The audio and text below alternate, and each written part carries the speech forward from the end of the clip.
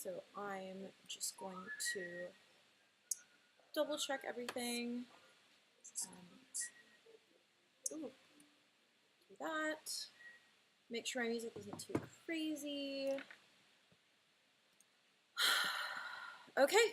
Hello, and welcome to sort of Monday Night Magic is what I'm going to start calling it. My name is Katya. I'm a professional illustrator. I worked at Disney. I've worked in advertising. I do a whole bunch of stuff, and my favorite thing to draw is Disney. I'm especially pretty darn good at drawing Disney princesses, so we're going to start off with Princess Tiana today.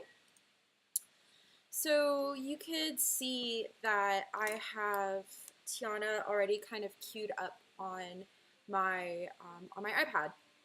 Oh, just a quick review of sort of what I'm working with. I work pretty much exclusively on my iPad now. I use the program Procreate.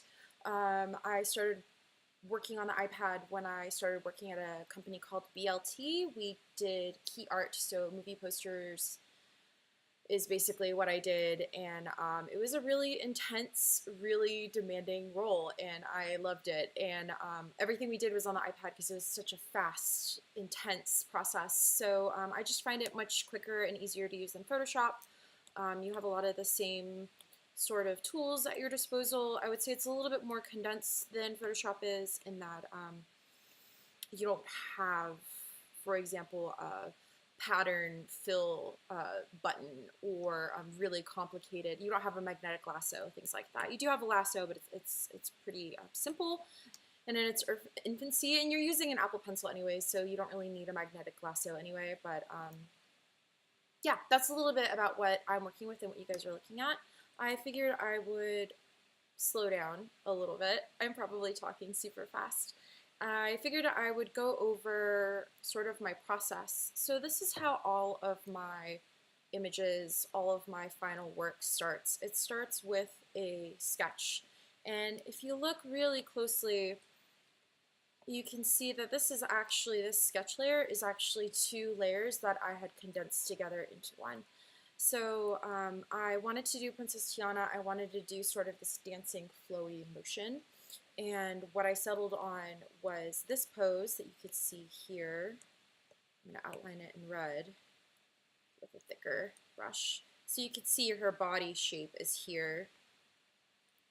And then I went over that with accoutrement, which would be like her gloves, what her crown looks like, the little tendrils in her hair, her necklace, her dress, and also a little bit of just flow of how her dress is going to be moving, since when you're designing something that's moving, something that's going to make it look really dynamic is you show a follow through in the physics of the objects of the character. So if it's their hair, if it's their clothing, that's the quick, easy way to make it look like this character is actually moving and they exist in a real reality.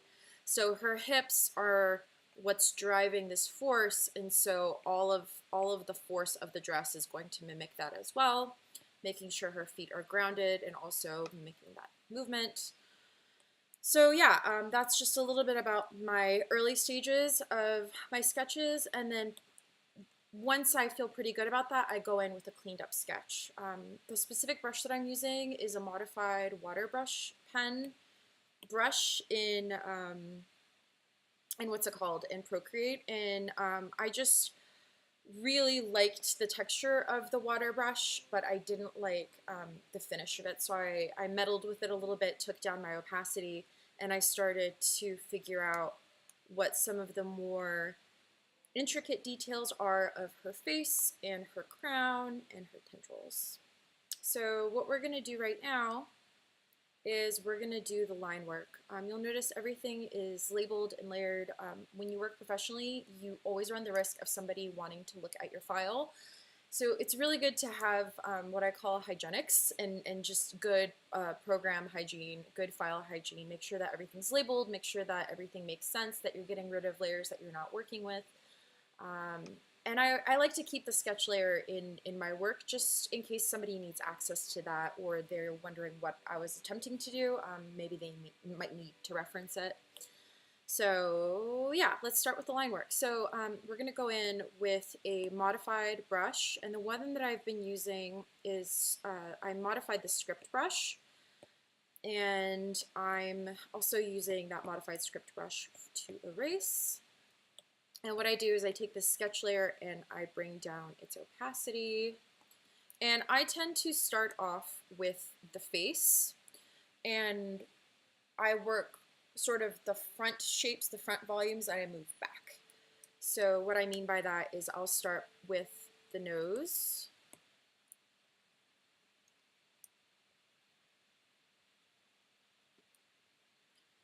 and then the little dimple of her lip,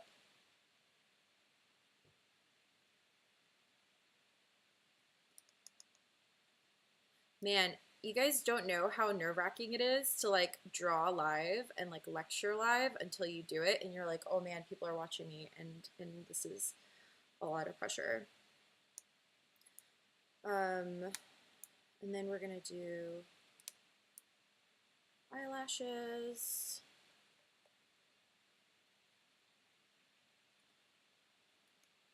So one of the things that it is my bias that really helps solidify a character or their look, and it's actually not my bias, this is just facts. It's all about the proportions and the spatial relationships between all of the forms. Hi, Carolyn! Oh, and shout out to Austin and Brian. I think you guys are watching as well.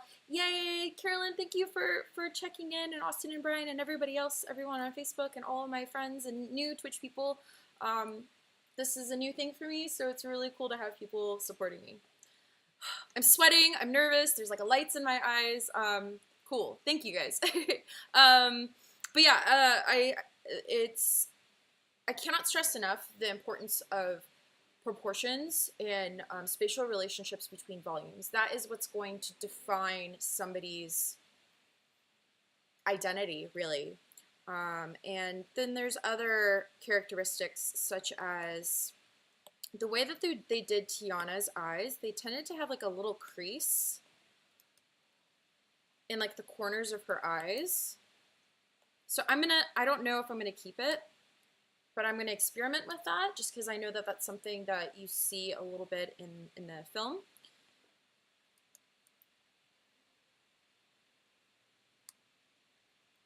I thought it'd be really cute to have this like pencil topper on here, but it's like so heavy and it's like really messing me up. It reminds me of something that my mom said. My mom is also a professional illustrator. She worked at Mattel. She's a really talented drafts person, and that was you never wear anything in your drawing hand, and you never add anything, add any weight to your pens and pencils. And the reason for that is because it could really mess you up, and it certainly just did just now to me. Now I understand why I never had pencil toppers as a kid, and if you notice, I wear my watch on my left side rather than my right, because if I take my watch off. Oh, hi, Doug! Yay! And Katie! Yay! All my friends are here. I'm so happy. That's why I don't ever have anything on this hand, and I try to keep my jewelry, even like my rings, to a minimum because it really gets in the way of me working. And even if I do put something on, like a ring or something, and I want to look cute, and I inevitably like roll up my sleeves, I'll like shred my sleeves just to get like everything off so that I could actually like focus on what I'm doing. Okay, so we're gonna do these tendrils, and you'll notice that I'm using a pretty confident stroke. And the reason why I can get away with that is kind of two things. One is the brush that I'm using. I'm gonna double check Tiana's hairline as I'm saying this. The brush that I'm using has what's called streamline.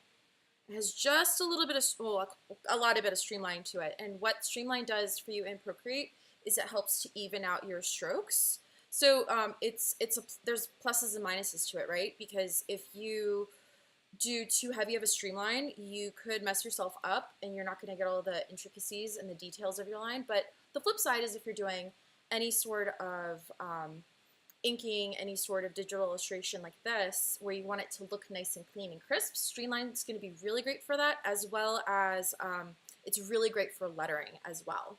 Sorry, I'm looking up Princess Tiana, just to be sure. Yeah, okay, so her hairline is out of her face. And usually you want to really bake in all of these details before you start to do any of your line work. And I'm paying for it now because I don't remember what, I was literally just looking at her. Okay. So her tendrils, this is literally like when I'm at work, half of the time, it looks like I'm on my phone, and I really am on my phone, but I'm like Googling what these characters look like.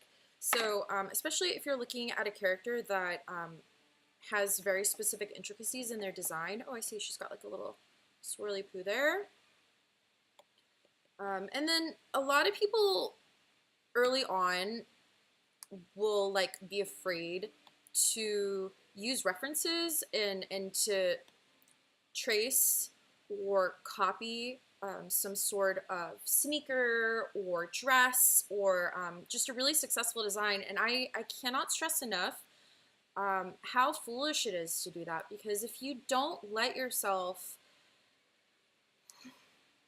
take advantage of the design decisions that are in front of you, you actually end up losing time. I can't tell you how many times at work I've intelligently traced something because I just needed to get a project out. For example, I was working on the key art for the new Spider-Man, the animated Spider-Man poster, and we had a note come in that was like, we want all of the art to have shoes like the Jordan kicks that he was wearing, and it was like, guys, we literally have like an hour to get this done.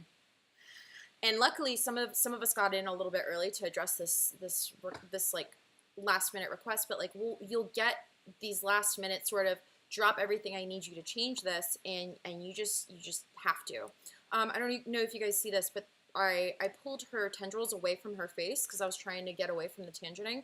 And I ended up accidentally creating a tangent right there. A tangent is kind of visual information that is going to cause tension or confusion. And it can take a whole lot of different forms. But in this case, it's this like little nook that I had in there. So that looks a little bit better. But now I hate how thick this is. So this is like the story of my life when it comes to illustrating something, is I feel like I have it down and then something happens and I'm like, wow, I really don't know what I'm doing. Cool, so we have that down, and then I'm just gonna do the band of her tiara. That is just not wanting to cooperate. And you'll notice that the line is getting thicker as I go. So if I want a thick to thin, I actually have to approach from different sides. I find it just really helpful for the nature of what I'm doing to have that sort of line.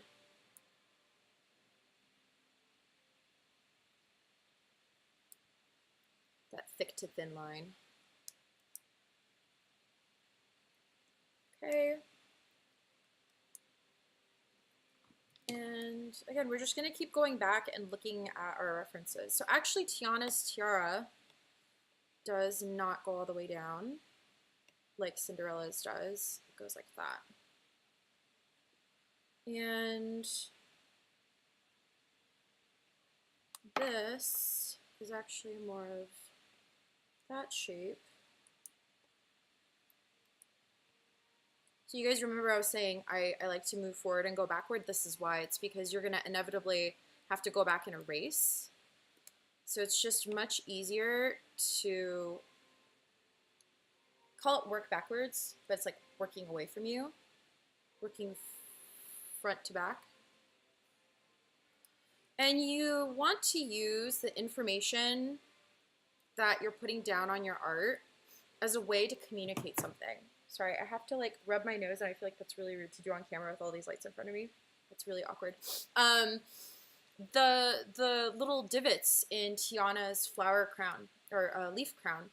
If I just went straight down like this, like, yeah, that's okay. But actually, what this is conveying, that straight line is conveying this is looking directly at you. A good way to explain that is imagine that this is these leaves are laying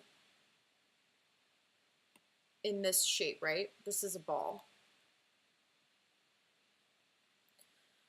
And so when the ball is looking directly at you, it's going to have that straight line, right? But as the ball starts to curve, those lines are going to curve away from you as well. So it's going to be the same thing with everything that you draw. This line might be a little bit straighter, but then this one's going to go that way, and this one's going to go that way, and this one's going to do even more so, and so on and so forth. So it's really important, even though you may not be moving this character, if you're working in a capacity where something is representative of the Disney brand, you always want to be sure that you are adhering to sort of the Disney principles and the way that they do their designs. Everything is, I want to say round, but I mean round volumetrically. Everything has a form, everything has a shape, everything has space and dimension to it. So rather than thinking of a bunch of leaves as just like these flat things, you actually need to think about how the leaves are arranged on her head. Because even if you looked at her head, like the top of her head, Tiana's head, so say those are her eyes and this is her nose, this tiara is actually sitting like this on the top of her head, right? And then this is her bun. So you're still going to have that round shape. So no matter what direction she's looking in, that round shape is still going to hold true. And that goes for any of the tiaras and any of the princess tiaras, right? So like, for example, Aurora's has a very similar design. Something like that. But it's the same thing. This is ultimately a round shape. It's a round form. And these planes are not just a flat thing that's on top of our head. It's a rounded form. So you got to be sure that all of your lines are going to be indicators of what that volume is and what that volume is doing.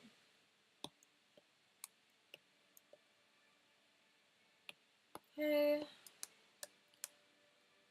So a little trick for the neck, and I think I mentioned this in the last video I did, but I might have lost the video, is where to do the lines for the neck. That's something that I've really struggled with. Somebody at BLT actually pointed this out to me, and it's been a really great sort of rule of thumb. So you have the back of the head, right? We could see that very clearly, but we don't really know where the neck is on this volume of her head. So what you want to do is use the eye line as a guide. And it's almost like it's coming out from this inner corner eye, and it comes down like that, if you guys could see that. So that's around where the neck's going to be. And you want to start thinking about this. We're not going to actually draw it, but the center line of her neck, because her head is turning, but the center line, her neck is still here. It may be twisting that way, but the center of her neck is between her shoulders, right? So even though this shape is twisting, you're still going to return to the center line here. And that center line stays true through the rest of her torso. So when you're drawing out like her gems, I think she wears like pearls, I believe. We'll double check that once we get to the coloring stage. You want it to mimic that space and that shape. Okay. Shoulders. And that was, again, like, just because I've been working for a long time and just because I worked at a place like Disney doesn't mean that I am super brilliant and I know exactly what I'm doing all the time, because I'm still a very young artist. I'm turning 32 this year, and that's quite young for the visual industry. I mean, my teachers basically told me, you have to wait for somebody to quit or die to get a job, because artists don't really retire. We can keep doing our craft forever. And in fact, you actually get better as you get older. So one of the things that I kept getting dinged on until I finally was like, oh, that makes sense, is having a defined shoulder really, really helps to make the body and the form of your character pop. So I've been trying really hard not to neglect that ever since then. I swear to God, every time I'd bring up my drawing to the head of illustration at the time, he would just be like, shoulders, don't forget the shoulders. I'm just like, oh, the shoulders. So now I'm like, okay, we're gonna put like big shoulders. Like this girl's gonna have like huge shoulders just for that alone. All right, got that. So I really wanted to do Princess Tiana because I feel like she doesn't get a whole lot of love, and I personally don't draw her a lot, and I think that that's a huge shame. I think she embodies a lot of really great ideals in the Disney princess canon. I think that the fact that she's a self-starter, way beyond, way before sort of this like Brave and Frozen version of princesses came out, Tiana was very much straddling kind of the old and new version of princess, where um, almost to this point to where she was like, I don't need a man, and that is part of her whole storyline. Is all she thinks about is her dream and her goals, and she ends up falling in love at the end of the film. But I really love the fact that Tiana just really had a dream and she was going for it, and I don't draw her anywhere near enough. I promise I'm not being rude. I'm just looking at my references right now. So I'm gonna do this, swoops under into there. I know that that lotus leaf is going to cover that. It looks like this has got a bit of that. And I think I actually left off a leaf. So that's what this is going to be. Yep, yep, yep. And then it looks like actually this leaf covers like that, and then this one is going to be this, and then this one is actually swooping out. So even though I did do my research, I didn't do it well enough because I did make this mistake here about how her dress opens up. So remember I was talking about the center line of your character. We have that center line here, right? Well, the center line of her dress is asymmetrical. So technically the center of her dress is here.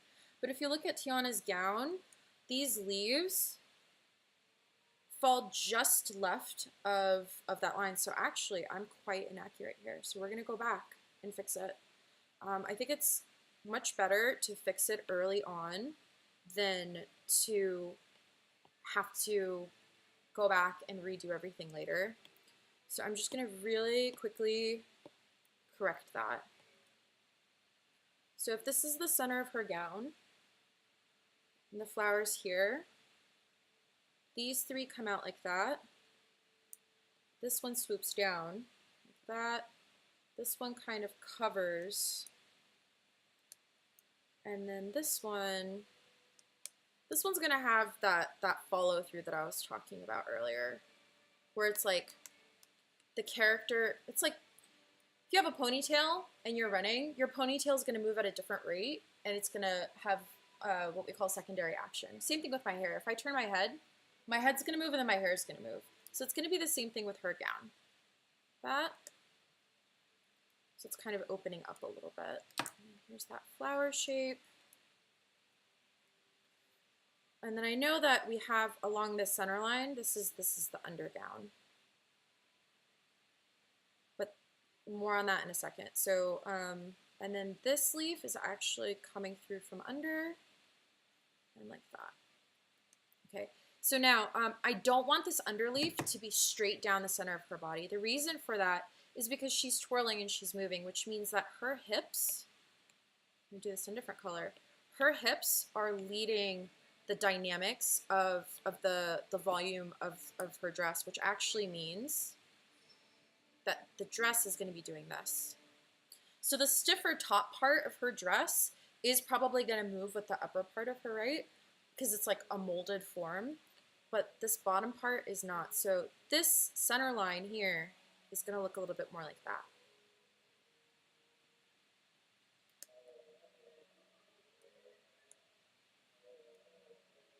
And then this will probably be like that.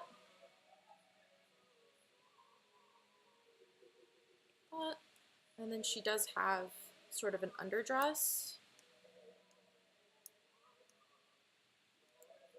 I'm trying to get my phone on lock, but it's not working. So here's what I'm looking at, just so that you guys know. So you could see that there's that underdress from here, petticoat, I guess you could say. And then I've noticed this pretty consistently.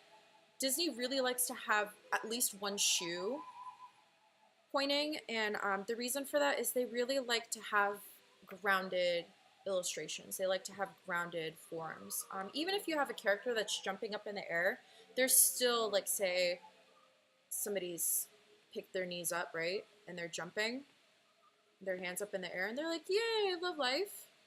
They're still going to put a line down here to be like, this character is grounded. So it's going to be the same thing with Disney princesses. Whenever you see this like gigantic gown situation, and it's like gown for days, like say it's Cinderella. Oh, I'm Cinderella. Oh. One foot will peep through, almost always. Okay. So here's what we're gonna do. We are gonna turn off that clean sketch layer. We're gonna turn this down. And I'm gonna mask this. This is a relatively new as in like it happened later from its infancy, I think. Having masks and clipping masks have been like huge for me. So we're just gonna mask that out. So you can see that. And then we're gonna go back to doing our line work. And I'm not gonna bother naming these layers just because I'm gonna delete it really soon, so I won't be bothered with that. Calligraphy, okay. And I'm gonna leave the hands to the leaves, this part, it's gonna be a completely different layer, so I'm just going to be doing this top part of her dress.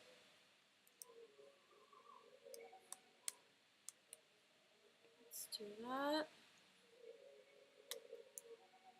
That. That. That.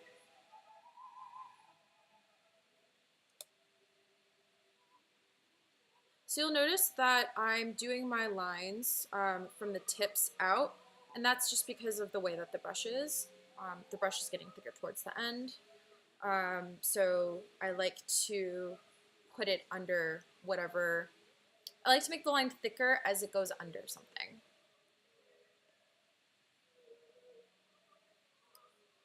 That.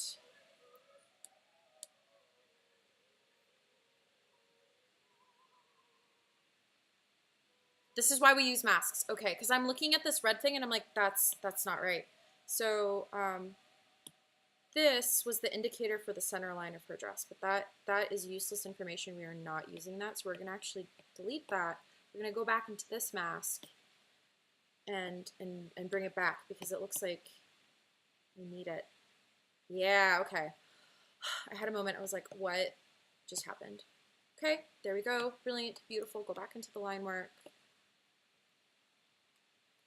I think the other thing that I really like about using Procreate, I was watching somebody's Twitch. Oh my god, there's so many amazing artists on Twitch, you guys. Like, for anyone that's watching Twitch for the first time or the second time, or maybe you don't know who to follow, the art channel is super, super amazing. There's tons of really talented artists from all over. There are a ton of artists from Korea on Twitch. Tons. Like, I was shook. And they are all incredibly talented. But the thing is if you're working in Photoshop, unless you're calling out what specifically you're doing, it's really hard to follow, especially if you're kind of a newer artist, you're trying to learn.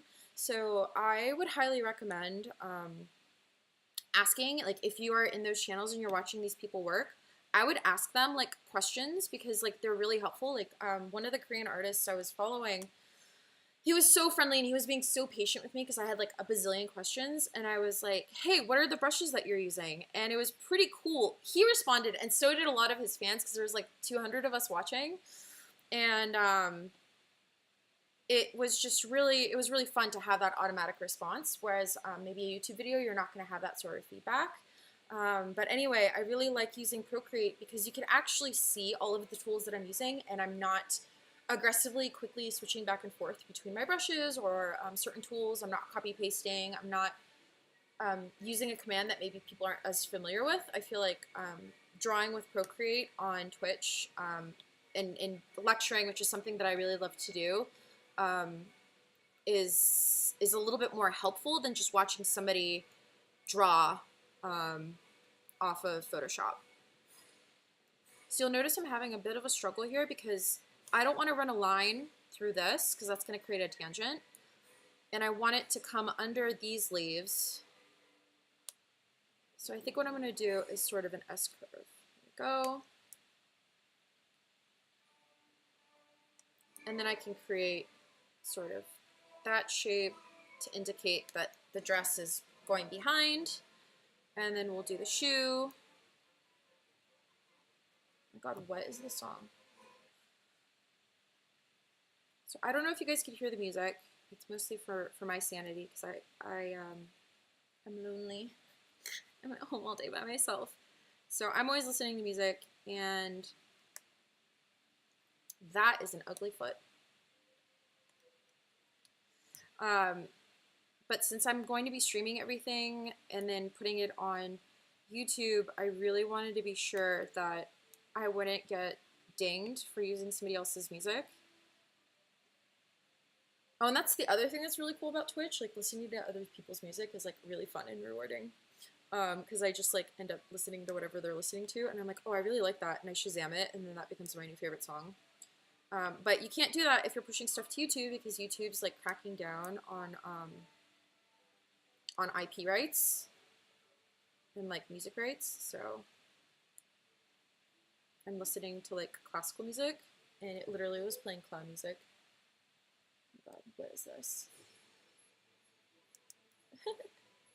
The playlist I'm listening to is like cartoon classical music too. So it's like literally like do do do do do do do do in the background. It's like so distracting.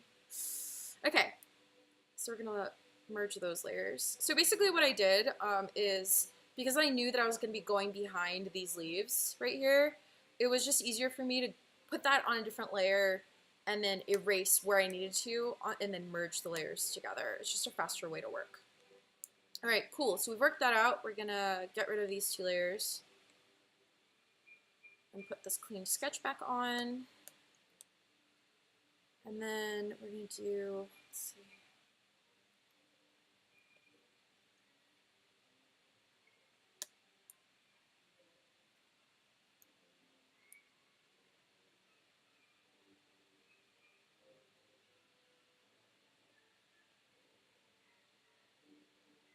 So I find it sometimes easier to indicate this knuckle because in women we tend to we don't tend to bend these top knuckles for these 2 fingers very often. At least for me, I tend to just bend this knuckle on my hand. So I find it just easier to just indicate that line instead of like drawing each individual finger. I'm thinking about these knuckles and I'm thinking about this knuckle here.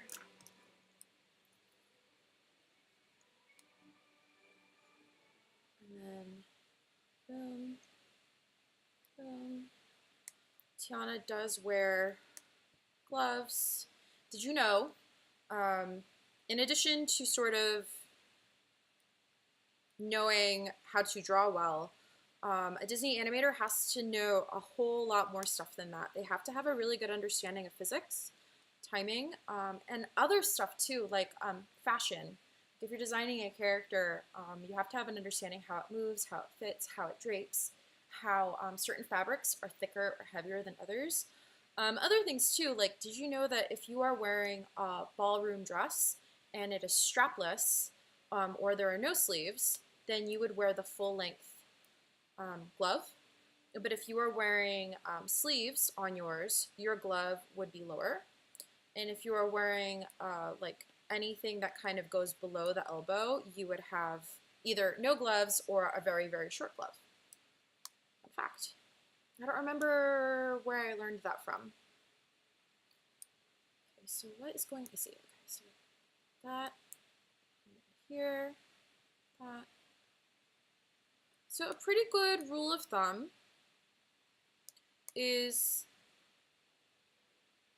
this part of your arm, this like upper part of your arm tends to be a just a simple cylinder, and it's like 2 lines that are parallel to one another. Your forearm is a little bit more like a triangle or like a tube that's thinning on one side. So depending on how the arm also is moving, you're going to have, so if you're looking at the arm from the top, right, and this is your wrist, um, this sort of bend, that volume may or may not be necessary to show. So that's just something to keep in mind as you do arms, that it's not just straight lines all the way down. It's not just curved lines up and down. There's very specific places where you're going to have that volume because you do have a little bit of muscle. This is where like all of your ligaments, this is like all of the stuff, the mechanics of your fingers is contained here. So you want to be sure that you have that volume here. And to make it look interesting, you want to do a little bit of an S curve, like that. And then here's what I was talking about with those lines. Hold on, this one first. This one, this one. Ew, that looks gross. This volume is actually coming across from there. This one covers this one, and so on and so forth.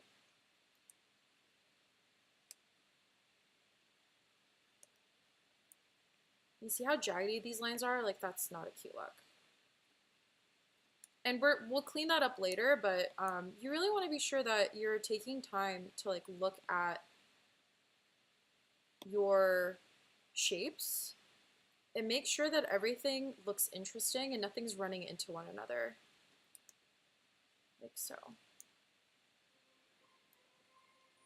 Okay. Like that, like so. Okay, so most of Tiana is done. Do that. So a couple of the things that are missing. Oh my God. Is sort of the tension lines of the fabric, but I'm not going to worry about that right now. I just don't think it's going to help this drawing. And so we're going to look at this again. Yeah, and if you look at the reference, you don't have it there. You do have those lines here.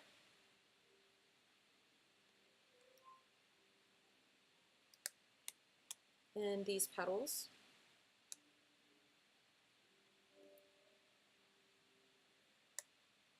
That.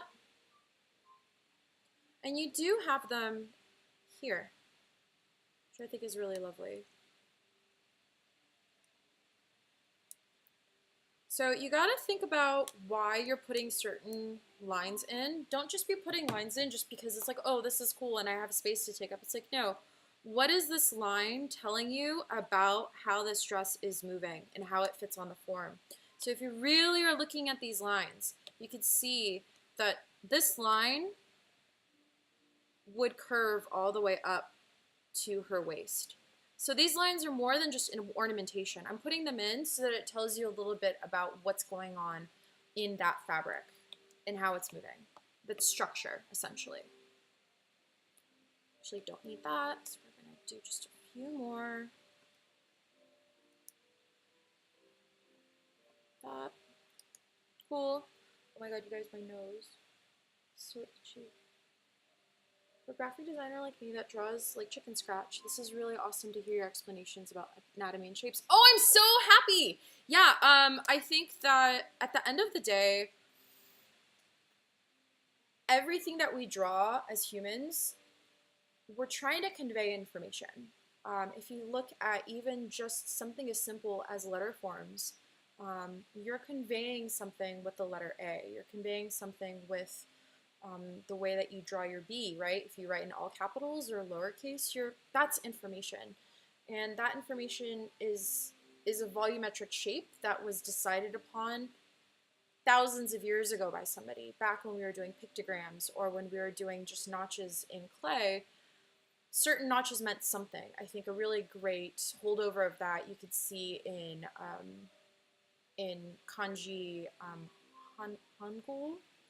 I hope I'm saying that, Korean, and especially in Chinese characters, you could see what it used to be. So, for example, this means person, and then I think this character means a crowd.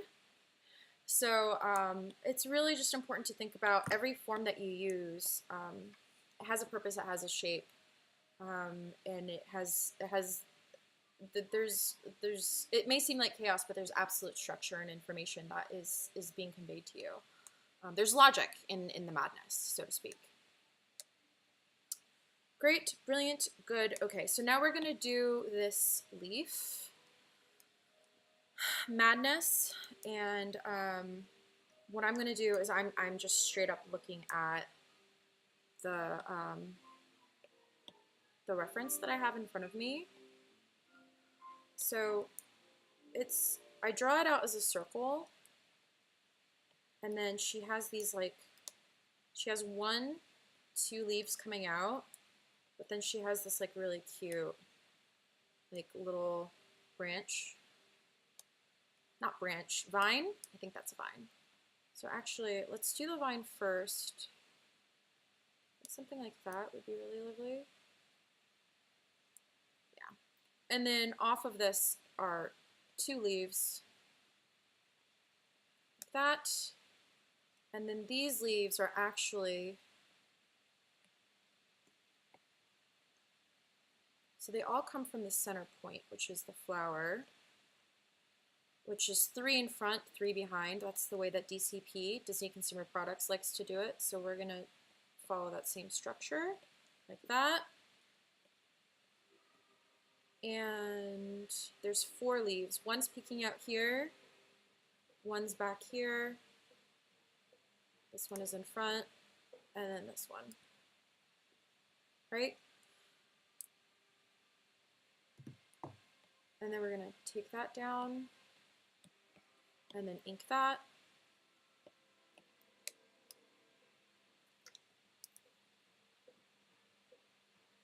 I should have worn my glasses.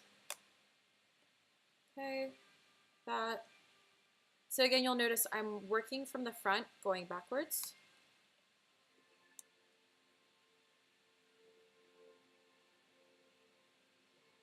Oh, and if you guys have questions, please don't be shy. Somebody the other day totally distracted me, and I drew Mickey Mouse for a good half hour before I went back to my drawing. So if you're on the computer and you're watching Twitch and you have a question, I really don't mind pausing to answer it. I really love to teach people. I really love to answer questions, and it would bring me so much joy if somebody was really struggling with something and I could help you. So please ask. Can you guys hear how loud my music is? Because it's really epic behind me as I'm saying that. It's really dramatic. Okay.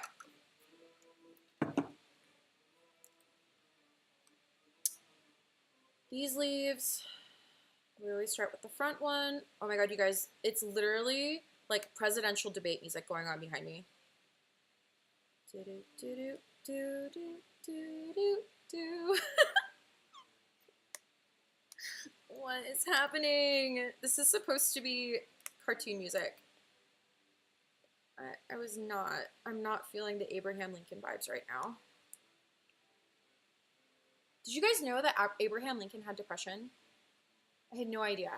I struggle and suffer with depression.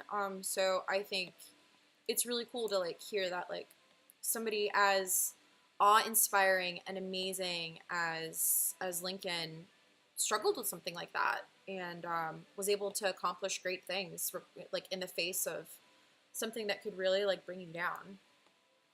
If Brian and Austin are still watching, I wonder if it's Austin's having this moment and he's looking at his dad Dad, what's depression? Sorry. I can answer that question too. Okay, seriously, I can't stand the presidential debate music. Hold on. In case you're curious what it's called, the Washington Post March. Okay. We have that. We have this. We need to do these leaves. I have 20% battery, which is great because I'm almost done with this. Okay. that, ew. So this,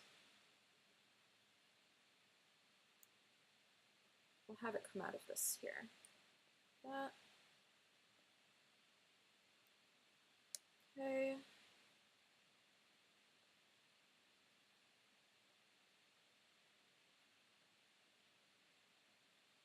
In case you're still wondering, I'm sweating. I'm sweating profusely. It's gross. I'm wearing deodorant though. I have a new deodorant. It's aluminum free. And I'm not sure it's helping. It helps for like the first 5 hours, and then it's like 85 degrees in Burbank, and I'm like, oh, my deodorant is definitely not working anymore. That's really fun.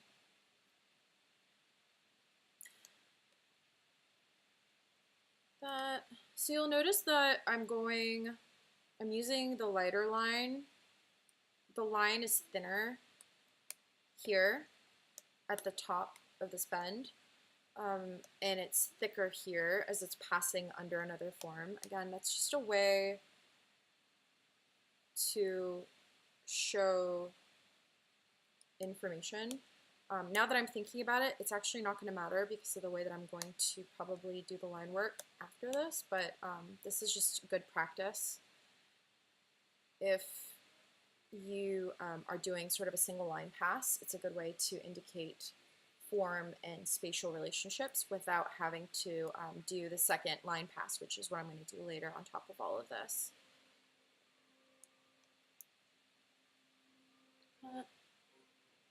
And if you have a system in place for how you problem solve and how you do things, and you know, like, okay, first I do this, second I do that, third I do this, fourth I do that, and then I do this. If something happens and I need to backtrack, I know how to fix it. And also, if something's not working, like say for example, you are having a really hard time with noses or eyes or lighting or whatever it may be, if you have the same methodology every time you do something, it allows you the ability to go, okay, well, where does this problem come from, and how can I triage that? How can I go back in and be like, oh, I see where this information starts to break down, or oh, I see that I can improve this here. I don't know if you guys can see this, but there is a bit of tension right here. You see where this vine is, and it's basically overlapping on the dress. So we're going to cheat it in just a little bit and thin out that line just a little bit. Okay, merge it. Amazing. So the thing that's left is Tiana has these little tiny bits that come out of her crown and also her lily. They look a bit like this.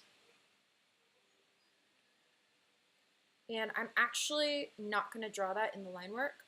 When I do the coloring phase, I actually have a solution for that. So I'm going to leave that for that. And I'm just double checking everything. Cool. Okay. Her eyebrows, hello. She's looking like Whoopi Goldberg over here. Sorry about it. She's got like 2007 eyebrows, doesn't she? She's got like the eyebrows that girls used to always have, like the overly plucked thin ones. Eyebrows like now are like huge eyebrows. It's cool. It's a cute look. I like it. Okay. So remember I was saying earlier how I have a line work thing that I like to do next. So the line work is done, and I'm gonna do a little stretch of my neck because I'm gonna be doing this for a while. So if you can take breaks in the middle of your work to just roll your shoulders and stretch out your forearms, it'll save your body.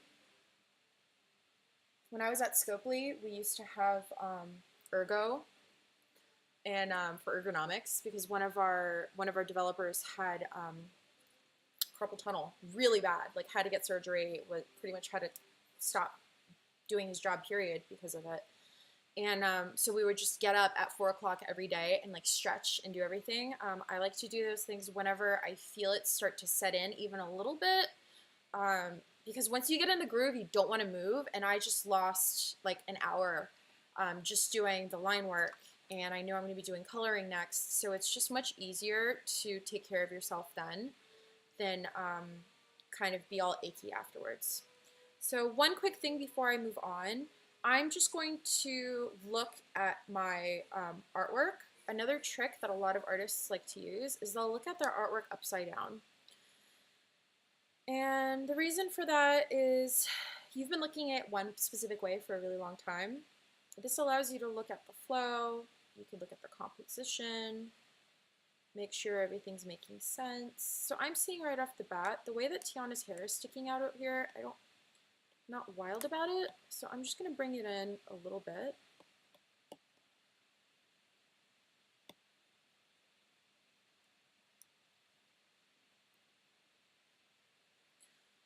And there's this line right here. This just looks a little funky. Correct it. And her foot is huge compared to her hands and her head, so I'm going to bring it in a little bit.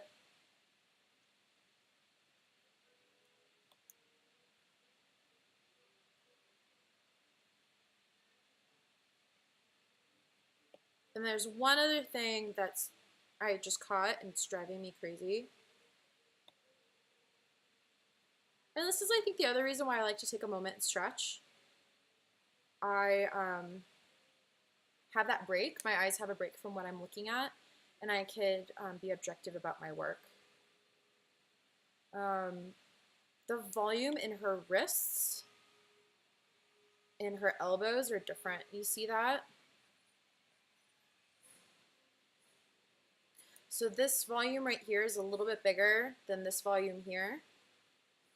And this is a little bit smaller than this one. So it's kind of a rookie mistake. It's like a little tiny thing that will really help to make your work look better if you just take the time to check your work, so to speak.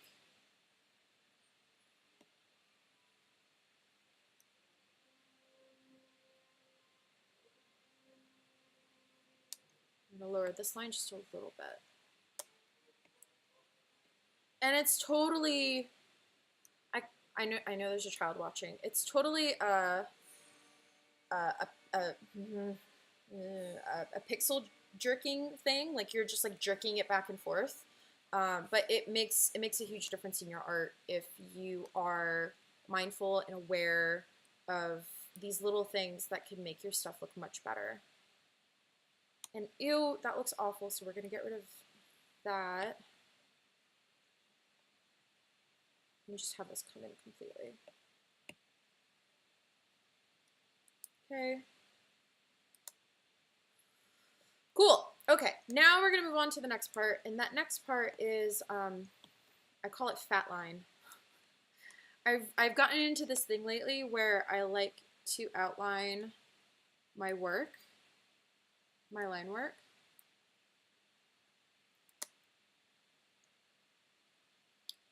And I've been doing it because I've been posting the line work without coloring it lately.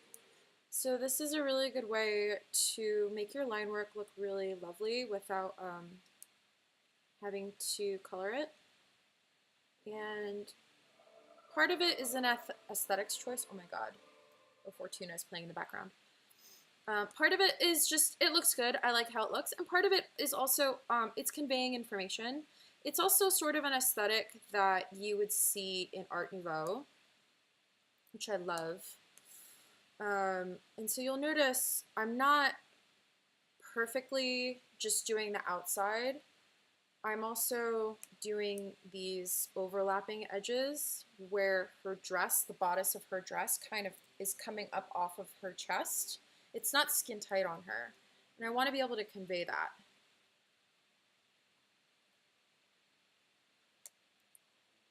So that's a nice way to give spatial information, like that. It's going to be the same thing here.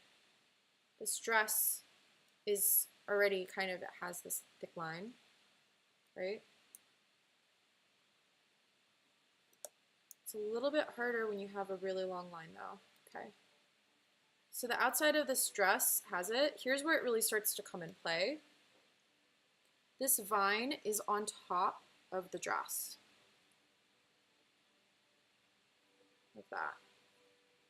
So you see how it helps to make it pop off of that volume, and it doesn't just kind of get lost.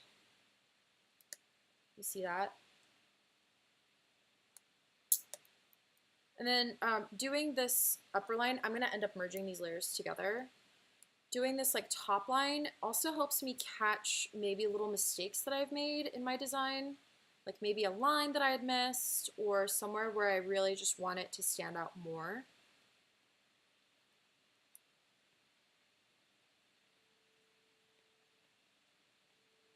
But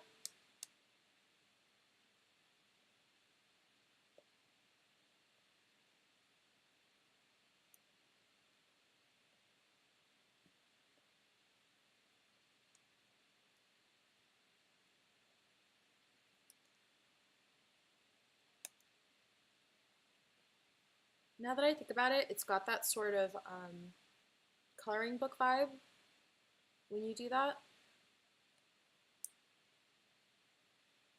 The coloring books have like the thicker outline around the character. Okay.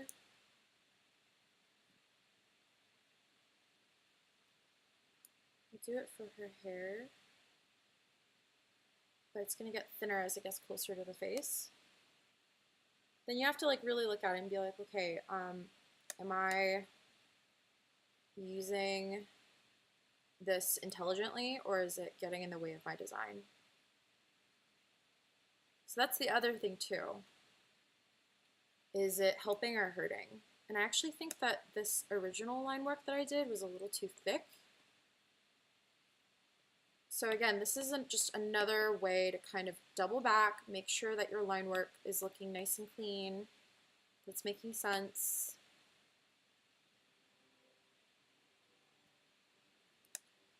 And her chin is going to come off of her neck, so.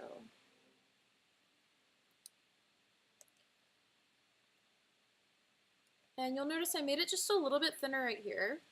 The reason for that is because she's got an eyelash right there. If I'm going to do this really big line, like right there, you're going to lose that detail. So again, that's one of those things where you have to ask yourself, like, is it helping or is it hurting?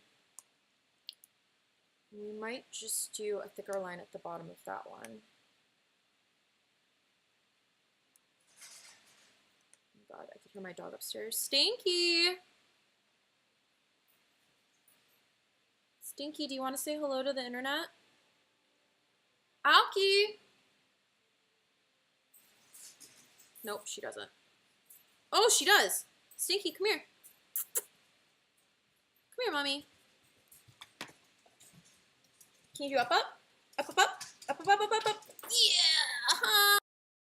Hello to my doggy, Yoki. Good job. Oh, you're smelly. You know that?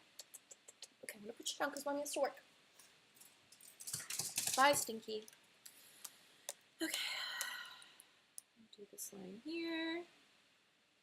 There.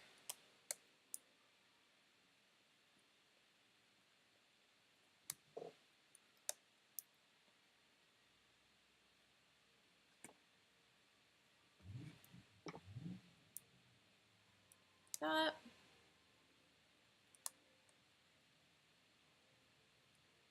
Ew.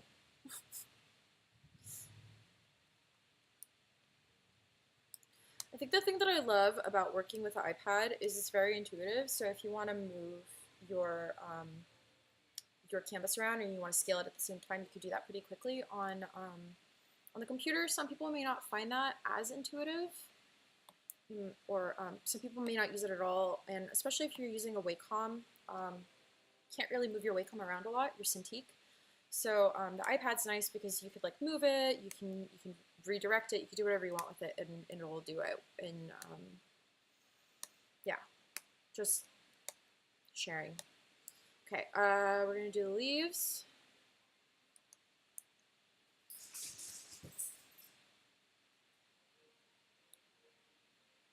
This one's overlapping that one. That. A lot of people will ask me, like, how do I become a better artist, or like, how do I become a better drawer? And it's like, honestly, draw. There's really nothing you can do. Part of this really truly is you just draw. It's like having good handwriting. You have to write a lot for your handwriting to get better, and you just have to practice a lot. Especially if you're trying to learn how to write in a completely different language using characters that are, so for example, you're an English speaker and you're trying to learn Spanish. You could write Spanish pretty easily, right? But if you're trying to write Sanskrit, it's going to be much more difficult, and you have to practice it a lot more. Same thing if you're trying to write in Japanese.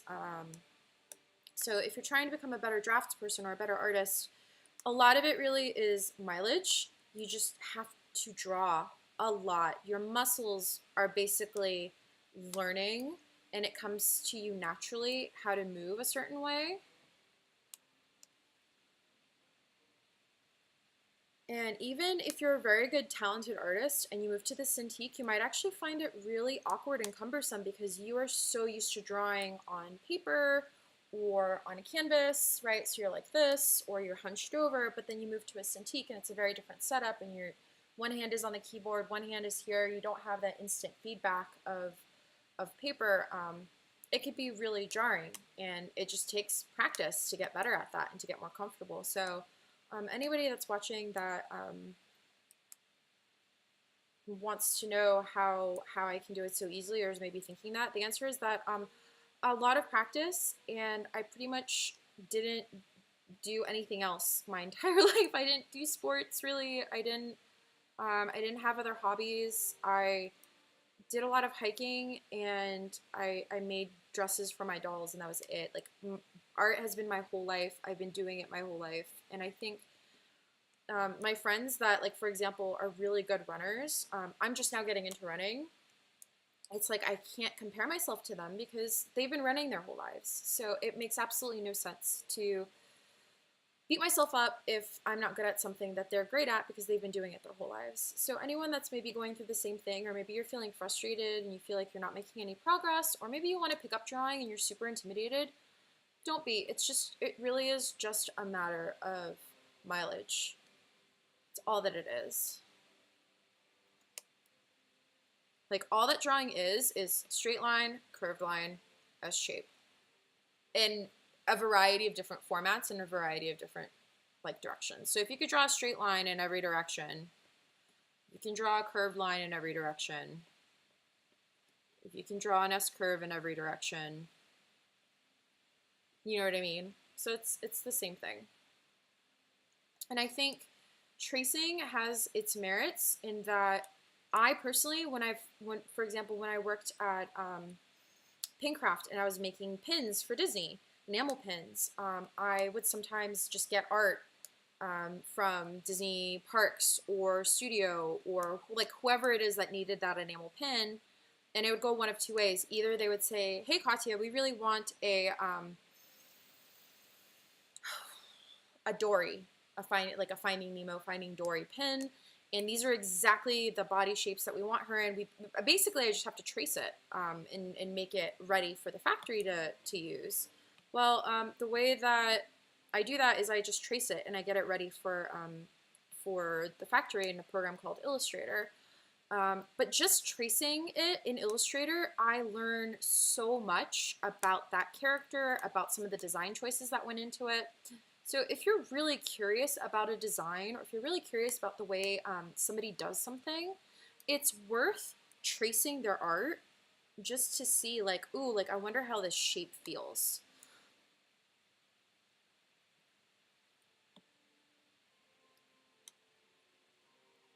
So as as the petals of her dress are coming in, they're going to start laying on top of each other. So they go from sort of this open position to a closed position. So I'm trying to honor that in the line work as well. Ooh. You're to an illustrator, so I think partially my feeling bummed out about my drawing is intimidation. People that can draw look effortless, and I think see things while they draw or plan things in their composition that someone starting out doesn't quite see. Absolutely, yeah. So that's why I really like to show early on in my videos what my process is, and as I'm working, I like to show you guys how I'm thinking, because this is going on in my head as I'm drawing, especially if I'm in a rush, if I have a really tight deadline. I could probably draw Tiana very, very accurately just from memory. I prefer not to. But yeah, I'm doing a lot of that problem solving and that spatial stuff in my head as I work. So when I teach or when I do these sorts of videos, I really like to show that process, because I think you guys seeing it can help you see what I see. And it also, I learned somewhere that the best way to learn something and be sure that you have a mastery of something is you teach someone else. And every time I do one of these videos, I'm like pooping myself in anxiety, because it's like, oh man, like I'm going to be putting information out there that somebody's actually going to use in real life. And I really want to be sure that I'm honoring that person and I'm giving them the best knowledge that I can give them. And that really tests my mettle, and it tests my abilities to draw accurately and see sort of through the eyes of a beginner. And I think that absolutely, when you're looking at somebody just draw for the fun of it casually, it looks so easy. But you know what also looks really easy? Figure skating and triple axels and backflips. They do it 40, 50 hours every week for years and years, and you don't see that work. Just like you guys haven't seen all of the years that I've been drawing that's led me to this point of drawing this way. So don't let other people's skill sets scare you away. I recently took up calligraphy, and I'm okay at it. I think being a strong draftsperson and having a good sense of line, I've been pretty okay at it, but I suck compared to people that do it professionally. But that hasn't really stopped me from trying, and like I still keep doing it because I feel like I am learning something, and I'm getting a sense of mastery in an area that I will end up discovering unintentionally, like in something else that I'm doing here as I draw, if that makes sense. So if you want to get better at drawing, another thing that I would say is something that my boss at Disney told me, which is something that his professor taught him. And that was, for every good drawing, you have to do 10 really bad ones. And I think that that is absolutely right. I could show you an example. So this Barbie drawing that I'm working on, it took me a really, really long time to get to it. And so this was the initial sketch. And then I'm trying to hone it, and I'm like, I don't know how I feel about the anatomy. And then I got to here, and I'm like, but it doesn't really look like Barbie, and it's like kind of a crappy sketch. And then as I started honing in on it and really pushing it and understanding what makes Barbie look like Barbie, that's when it started to get better.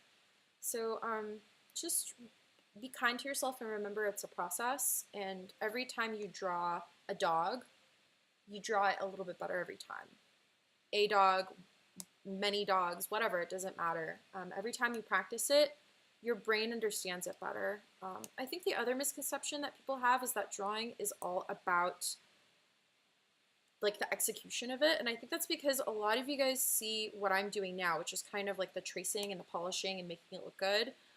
But actually, a lot of what makes a great artist isn't how well they draw, it's how well they see and what they're paying attention to and what they're trying to focus on. So really practicing observation, I think, is going to make you a much stronger artist. than anything else. And I think that that easily applies to any creative field whatsoever. I think that would apply to music as well. If you're really listening to the way that the rain falls, that can inspire you in a way that listening to the radio could never possibly do.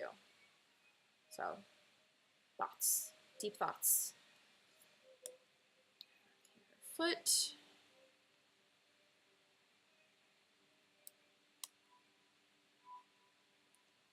Okay.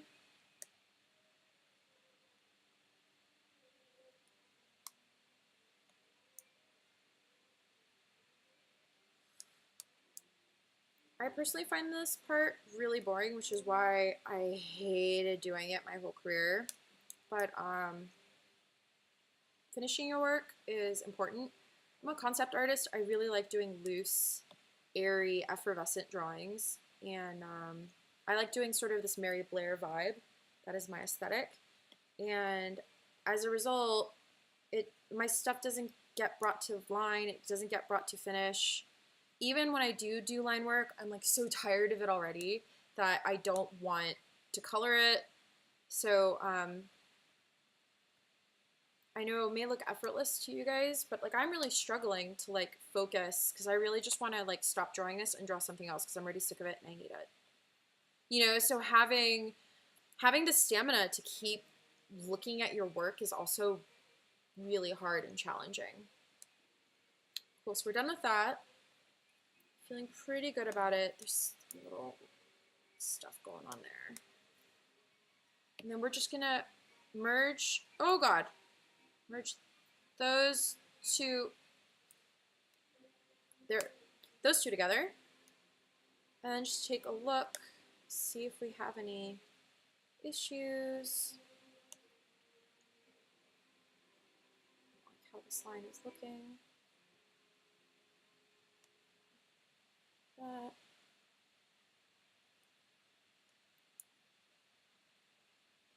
Okay. Like that.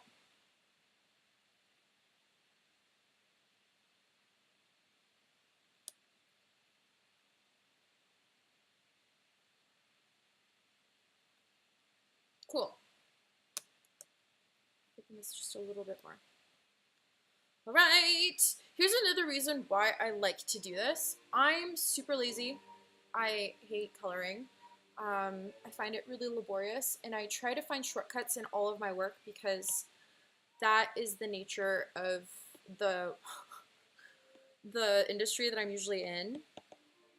So what I like to do is I'll go into the selector, automatic, and then I tap this outside area, and it selects all the area around Tiana, and then I invert it, boom, and then fill, and then invert that. So what I do is I alpha lock this, and I will try to color match her. So I think Tiana is this really beautiful chocolate color, which is a little bit on the redder side.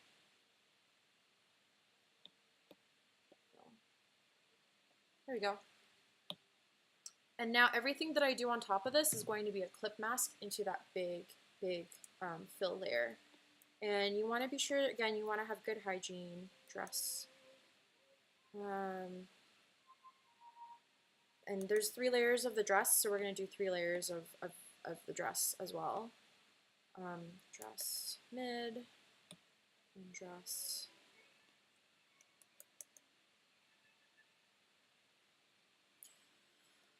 Let's see. Oh, Katie wrote something. I struggle with the same thing, like getting ideas out and fast on paper. When it comes to refinement, I struggle to not rush. Because the biggest critique I get is putting the extra 10% that takes an image from good to great.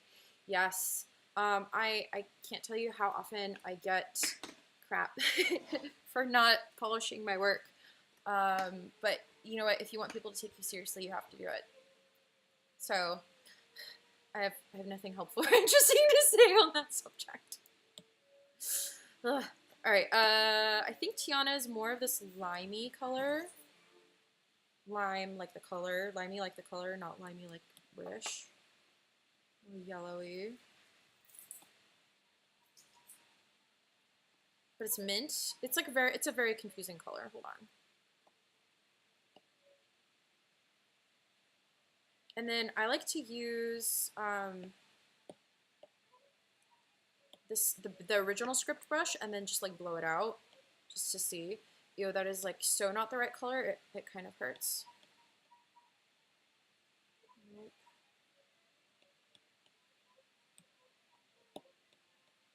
Okay, I think.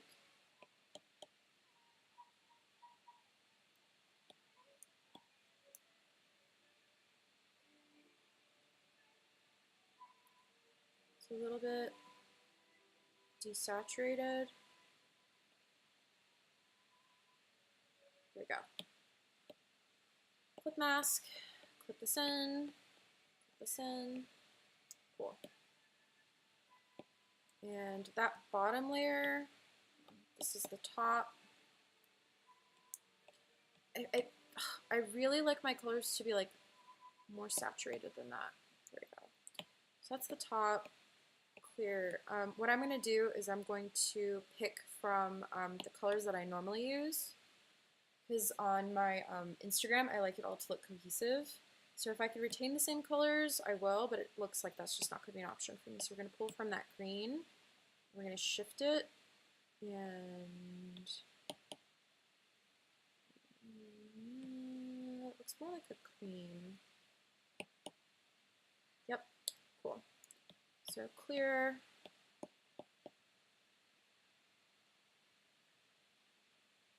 So actually, I don't need a mid. I just need the top and the bottom. And then what I usually do, oh gosh, freehand. I'll freehand all of this in. Side. So all I'm doing right now is I'm blocking out all of the colors of the stress. Okay. Sure, it's going to be that as well. And I believe it's also her gloves. It is. Fill. Brilliant.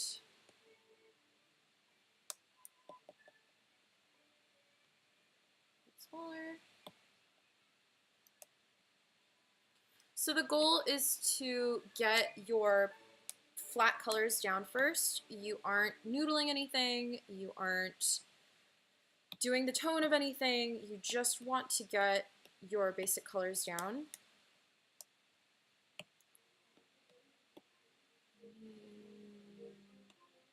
Really clip that in.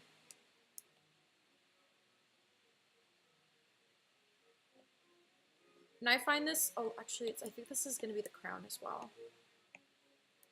Really, tiara. Pretty sure her tiara is the same color as her dress. I'm going to just double check really quickly.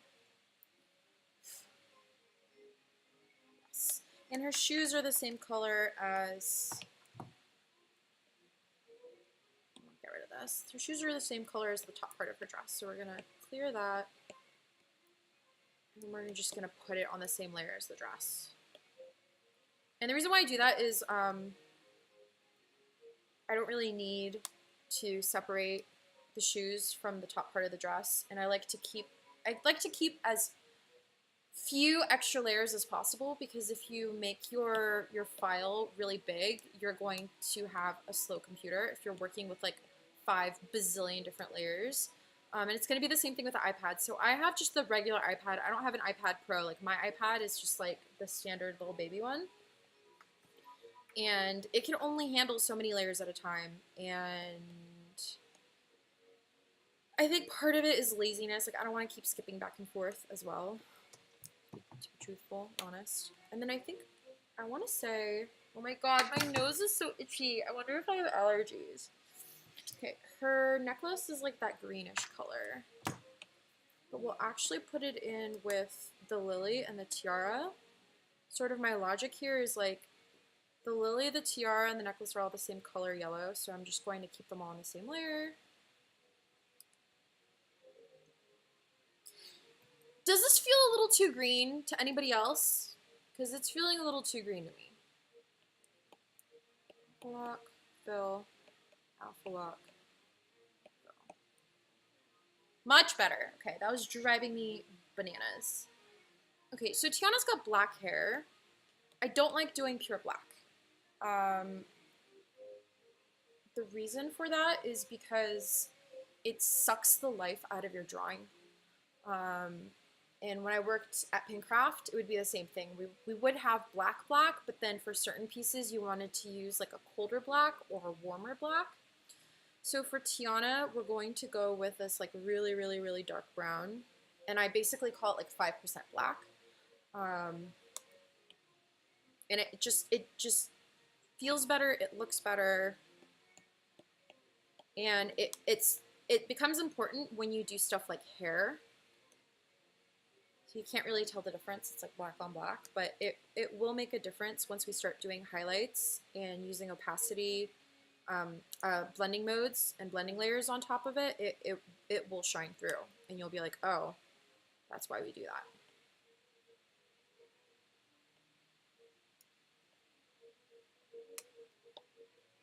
And color is all relative. That yellow was like, I was just like, oh great, it's yellow. For somebody that, I get complimented a lot on my color use. I hate dealing with colors. I hate labeling colors. I hate that people have like 5 bazillion different colors for the names for the color, like yellow. I'm just like, it's yellow. And I don't get really caught up on it. And I end up getting into hot water with like my husband because like we'll fight. He's like, no, that's this kind of yellow. And I'm like, no, it's just yellow. I just don't care. Like, I'm not passionate about like colors in that way, but it will bother me if something does not look right. I don't know if that makes sense at all. All right, we're gonna do her lips. And for skin tone, like coloring, any sort of like blush or lip stuff, I tend to just color pick whatever color that character has and then shift away from that and just see what my options are rather than just like pick a random obscure color like pink and then just like pick that. Cool, so we've done that and now I'm just looking at it.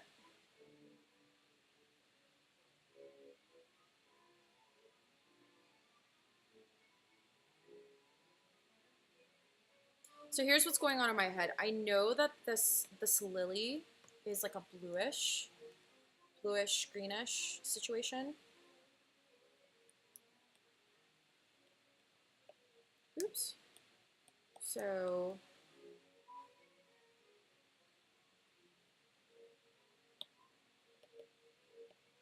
oh god. Flock. I hate this green. It's just not, it's not there yet. Hold on. Ah!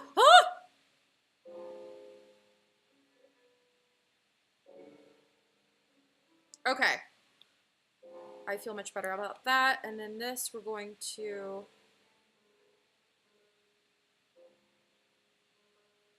do that.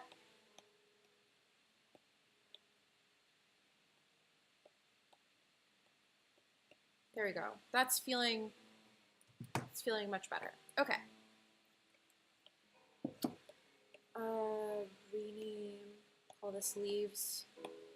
So I know that these leaves are a darker, bluer sort of situation.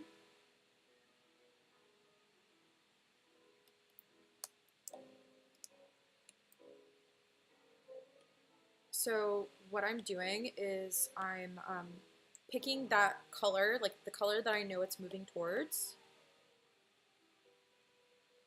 and I'll draw it on top of the existing color of her dress and then pull from this color.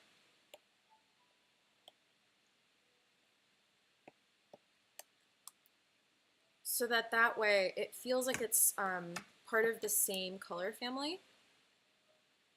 That makes sense?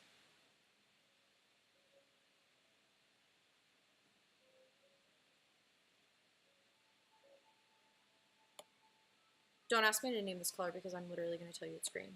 And if you ask me what color the dress was, I'm going to be like, it's green. It's all green. Everything's green. Make it the same color green. Don't care about the name of it whatsoever. I feel like if you name something, you own it. And I don't own this color. Nobody owns a color. You don't have to be naming colors. Just being a brat about it. Sorry. Okay. Do all of this. And then start doing tonal stuff, which is really fun and pretty easy to do. Okay. That. Yay! Okay, so we've done sort of the overall, hello, new person, Jet Set Geometry. It doesn't say what your name is, but I'm assuming that I know you. Hello. Or I don't, and that's okay too. Hello. So now that we have our base colors down, what we're going to do is we're going to start adding the highlight, I guess you could say, of it. And you'll notice that I have alpha on a lot of my stuff. It's all alpha locked so that I can pick the color up, warm it up, and then start drawing on top of it. And I tend to use the big ass brush for that. I'm just double checking. Yeah, okay. That is a really disgusting green. There we go. And I don't know why, but I really just prefer to work with the highlights of a form far more than just drawing in the lowlights. For a while, I was just drawing in the shadows, and it wasn't working for me. And this just seems to make more sense to me. And I think the reason for that is because drawing in light, drawing in the light and how it's falling on a form. Oh, that's okay. Well, now we know each other, Jet Set. It's awesome. Drawing in the light makes more sense to me because what we see is light. Everything that you see is light. It's light being reflected off of an object. So drawing in where you see light, to me, makes more sense than trying to draw in a shadow. So I hope that made more sense to you than it did to me trying to explain it, because I feel like I still don't understand what the madness is that's in my head, but that's what it is. That. Okay. And then what I like to do about boobs is I tend to just draw the band, like boom. It's like the light is hitting the top part. And I'll do the same thing with like arms and hands. I just do that.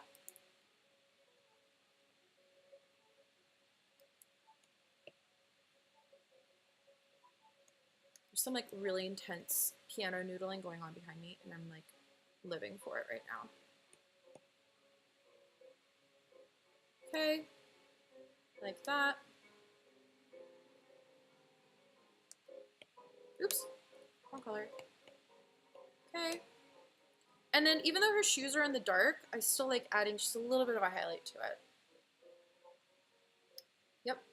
Yep. Light is dope. I agree. It just makes more sense to think about everything that you do in terms of how the light is reflecting off of it than trying to like figure out and do the math of how the shadow is.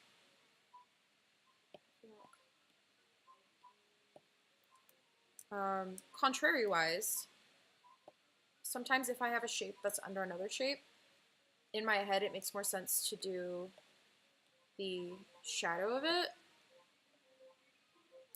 like that.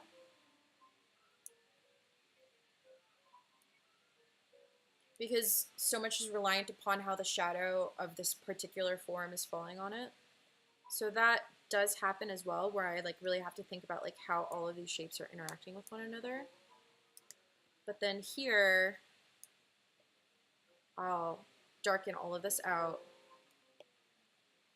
and then go in with this lighter color, same thing. I know that that's overlapping and this is overlapping, so they're going to be lighter every single time. That, like that.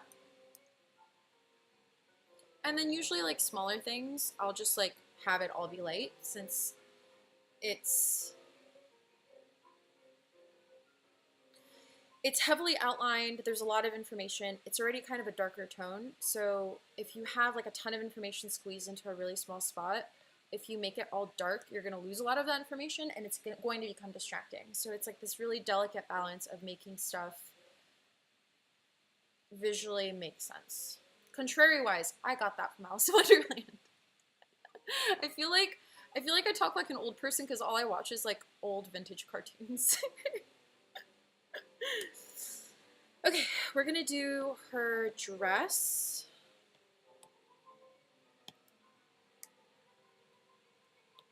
We're going to do her dress. We have to select it first. There we go.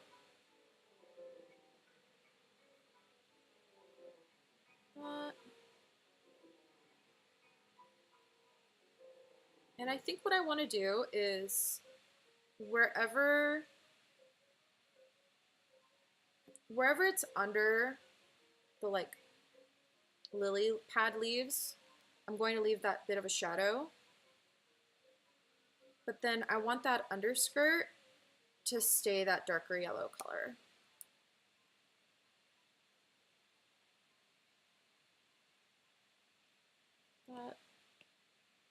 Just draw that in. Same thing here, there. Oh, and then you can see there's a bit of a overlap there.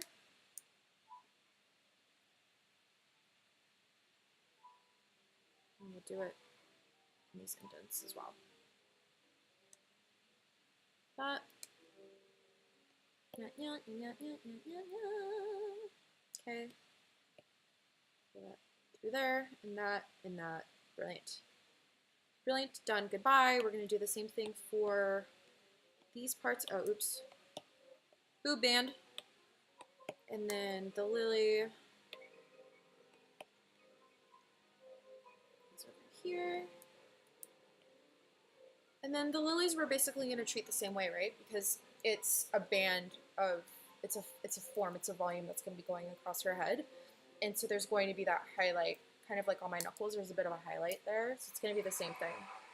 But because it's not a single form, you have to break it up and kind of go like boop, boop, boop, boop. That. And then for Tiana's face, we're gonna try just, I call it drag queen vibes because this is how drag queens tend to highlight their face. They tend to highlight under their eyes, their forehead, their nose. And it's a very quick, cheap, dirty, easy way to like do the highlights of your character.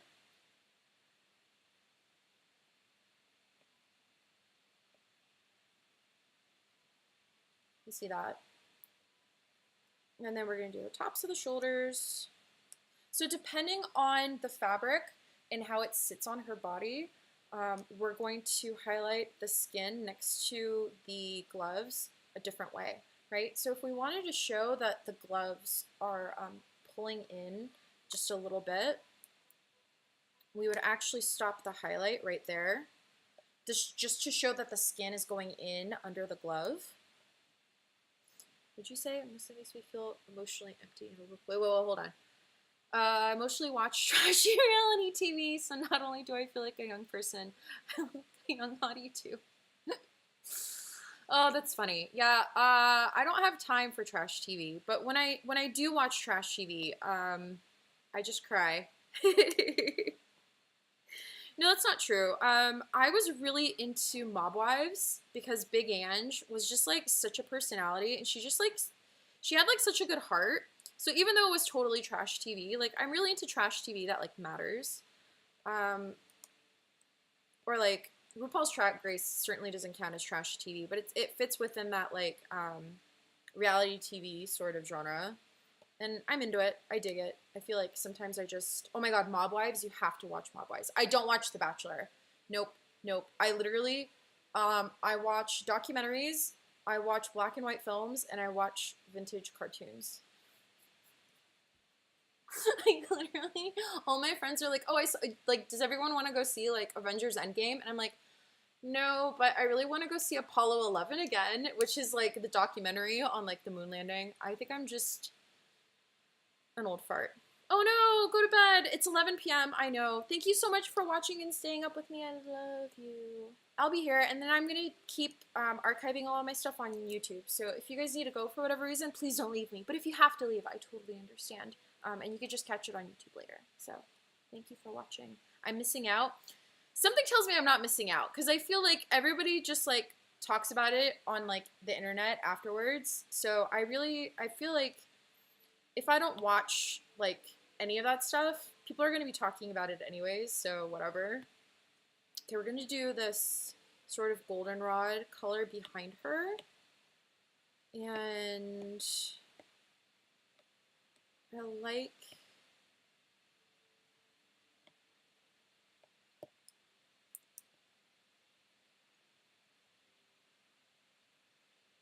sort of, I'm trying to think. I'm totally not using the right brush for that, by the way.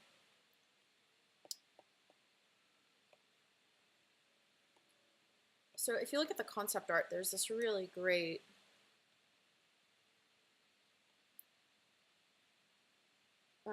goldenrod vibe at one point. Yeah, so I'm into that clear. And we're going to use the airbrushing brush.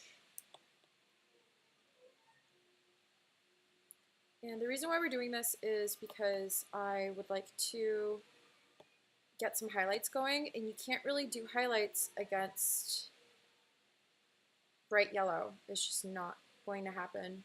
So I need to, oops, okay. I need to darken up this area behind her. And a little bit darker. Okay, cool. So now we're gonna do one of my favorite Apollo 11. It totally is educational and it's amazing. If you guys haven't even heard of Apollo 11, it's a CNN documentary on the Apollo 11 landing. And what's really cool about it is it's all footage from the moon landing. It's literally, there's nothing doctored, there's no 3D, and I've been trained in 3D. I know how to make special effects, I know how to do all that stuff. And I think about 3/4 of the way into the movie, I'm sitting there thinking, there's no way all of, like, this is all footage, right? And I think there was like a footage at one point where I'm like, wow, no, like there's no way, like this is all real footage. I think there was one, maybe two things where I think maybe they might have done a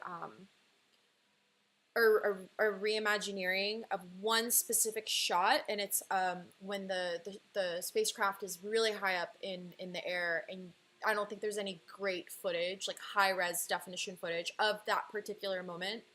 It's really high up when it's about to leave our atmosphere, and I suspect that they recreated it in 3D, but everything else is just raw footage from the moon landing, and it is in such great quality. And the other thing that really convinced me is if you see one of Marilyn Monroe's last movies, it's Niagara Falls. That's done in 70mm in Technicolor, and it's so crisp and colorful and brilliant and beautiful. And that's what made me go, oh, well, of course this had to have been real footage, because duh, that's what they had available to them. In fact, 2001 Space Odyssey was 68 by Kubrick. That came out literally right before the moon landing, which is what led to all of the conspiracy theories. But yeah, if you haven't seen it, definitely check it out. A documentary where the drillers land on the top. Maybe I'll give it a chance. Give it a chance. I really loved it. I love documentaries. I love war films. I love anything like that. And CNN does just really good documentaries, so I highly recommend it. Cool, so what we're going to be doing now is what I like to call contouring, but it's also called rim light.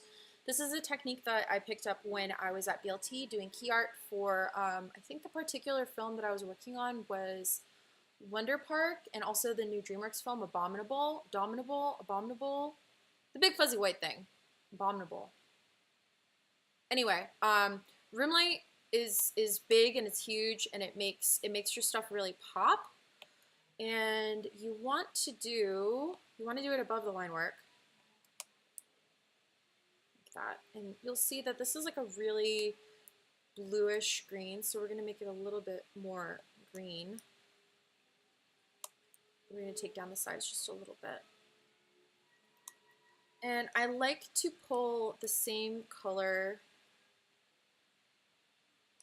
So you'll notice I put that green on this yellow and it looks really awful. Smallfoot, no. Smallfoot is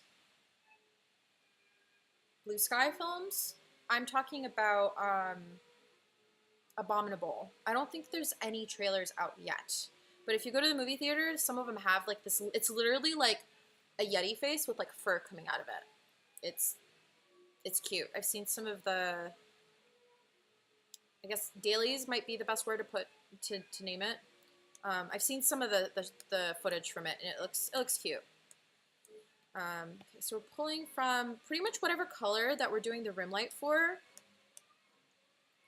And I tend to do rim light. I tend to pick a side, or I'll do kind of both sides, or I'll do the top. And it really just comes down to how I want to make it look, and if I want to make it look a specific way. And in this case, I kind of want the light to feel like it's ambient, but not like super crazy. Like I also don't want her glowing. So it's like this really, like I said, it's a really, really delicate balance.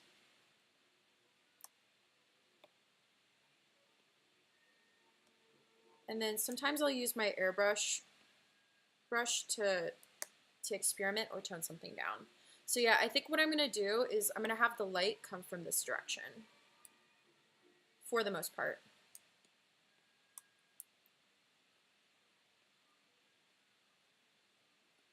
But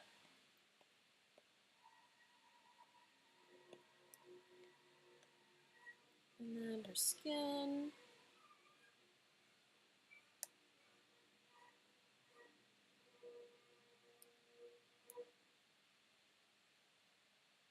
You have to be like really gentle because like you could very easily like overdo it.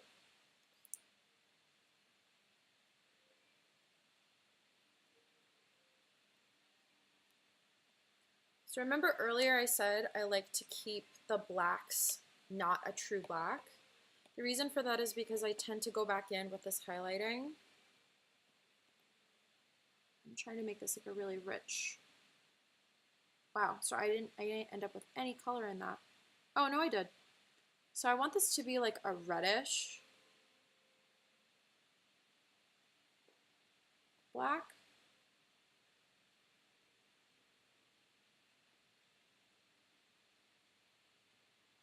So that when I highlight it, it'll give you that like warmer kind of glow.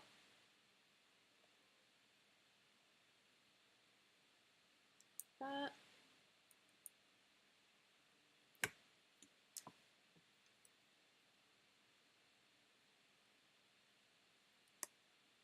You see that?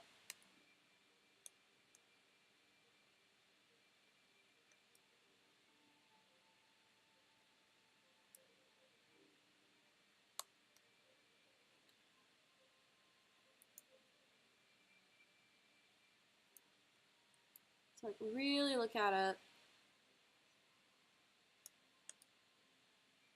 That.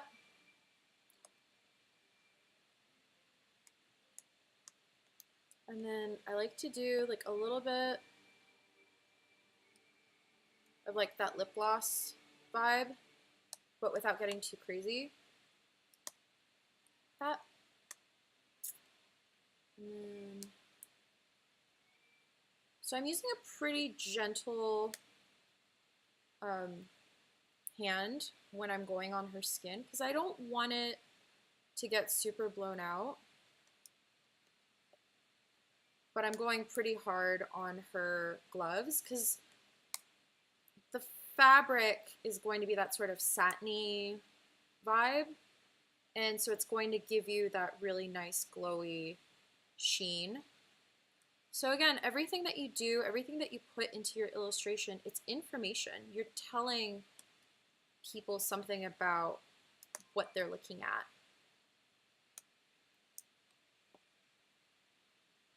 Oh, I think my husband's calling. Hold on. Hello? Hello? It's still going. It's okay. What's up? Yes. Well, it's too late for Korean, right? Why don't you just surprise me? Yeah. All right, I'm gonna get off the phone. Love you, bye. Yay. I'm getting food. All right.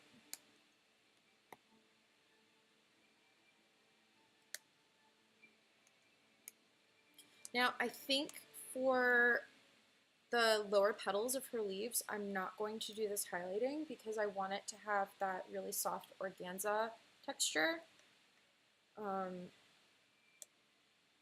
So we're gonna leave that alone for now. And then leaves tend to be pretty glossy. So we really want to be sure that we're honoring that in this highlight.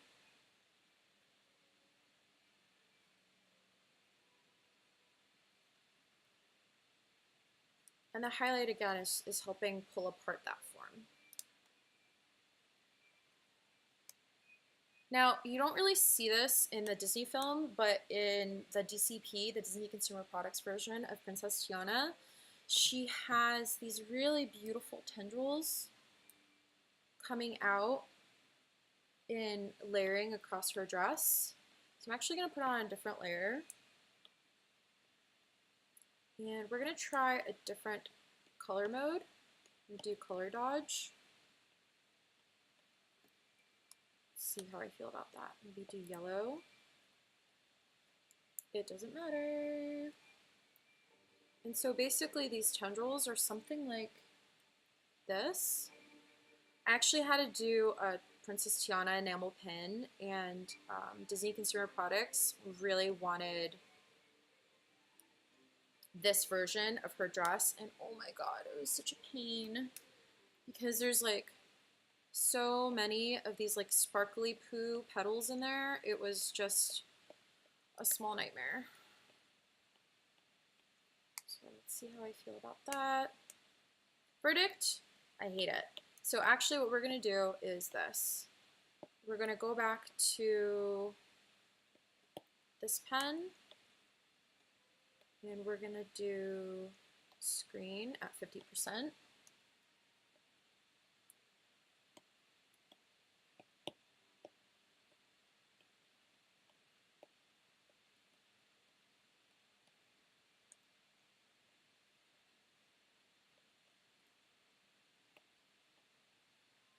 Color dodge, add, lighten, screen. I feel like screen's just a little bit gentler.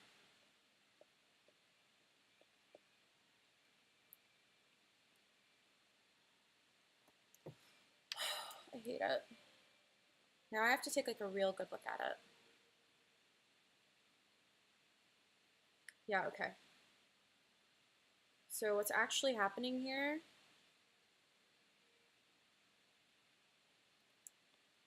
is 100%.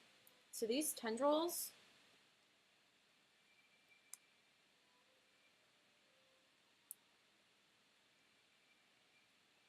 I think it's just going to make more sense if I do a tendril at a time, which is going to be such a pain. But that's what your reference has, so that's what you have to do.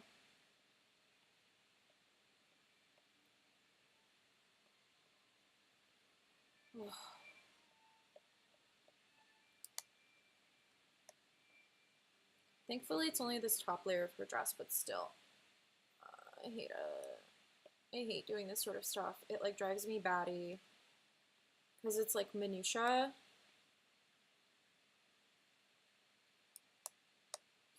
And again, this is just my bias, but I feel like this doesn't add anything to the design. And there's no way in hell anyone's going to animate it, which is why this was not put in the original design. But it looks good. You know, it serves its purpose for what it is, which is a pretty princess dress for Disney consumer products. So that's something else to keep in mind when you see design choices being made. It's worth asking yourself, like, well, why did they do it this way? Did they do it this way because that actually makes sense for the character? A really good example of that is if you look at superhero movies. Like, if you look at their armor, like in the film, you got to ask yourself, like, does the armor make sense for who this character is? If you look at Captain Marvel, you don't see a whole lot of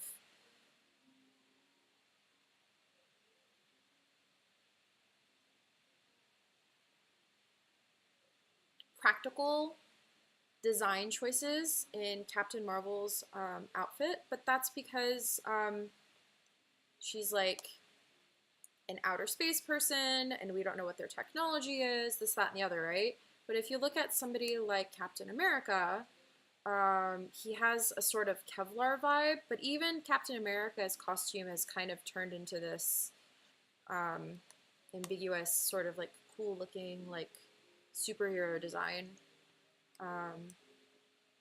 And then if you look at those same characters in their toy form, you'll notice that certain things might have been removed. There are certain elements of the design that may not have carried over into maybe the comic book that they make off of a certain character, or the action figure, or the lunchbox, or whatever. And that's just because there's design choices being made that they just decided maybe that's not an important factor of what that character looks like.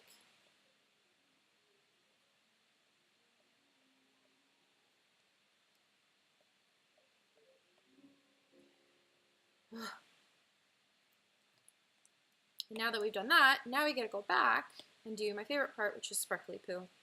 Sparkly Poo is my favorite because Sparkly Poo is sparkly.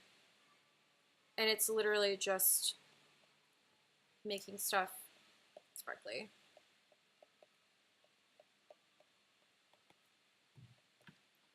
And you especially want to do Sparkly Poo in like the darker parts of your composition so that it really stands out. And then sometimes I'll like cheat it to the edge of the line as well, like that. And because it has that black or that dark behind it, it really makes it look like, oh wow, like that is a sparkly thing. You know?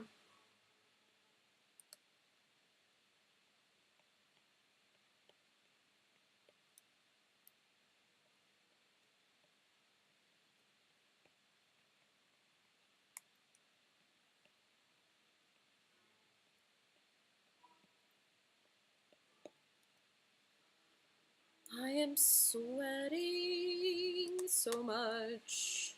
Y'all don't need to know that, but now you know.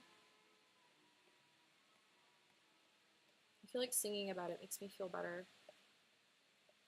It doesn't make my armpits any drier, but it makes my soul a little happier.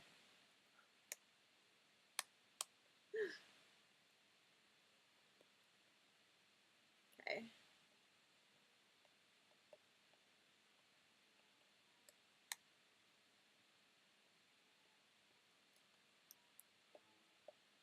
And then I mentioned earlier that I was not going to draw in these specific parts of Tiana's tiara and of her little like lily.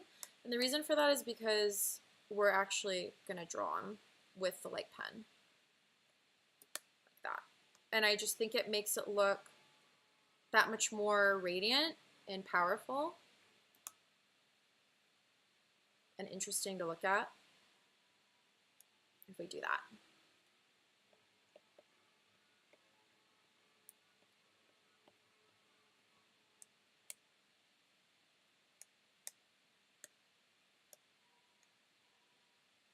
But we'll add just a little bit of Sparkle Poo to her shoes.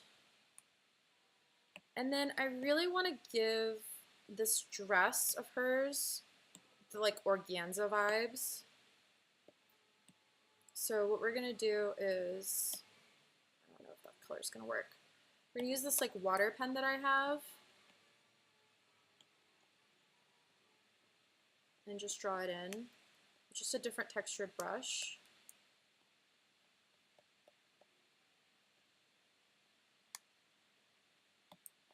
Erase it. The edges. And I want it to be really subtle. That.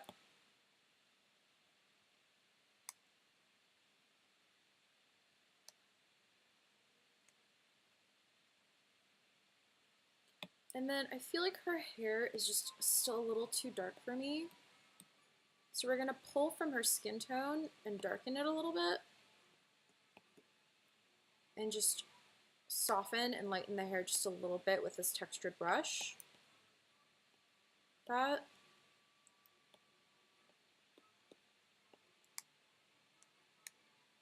See that? And then the last sort of touch is like her makeup. I'm gonna pull this lip color.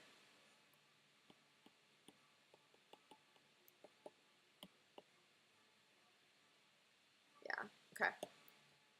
And then we're gonna use the airbrush on top of it. Really small. And like really gently buff that color in.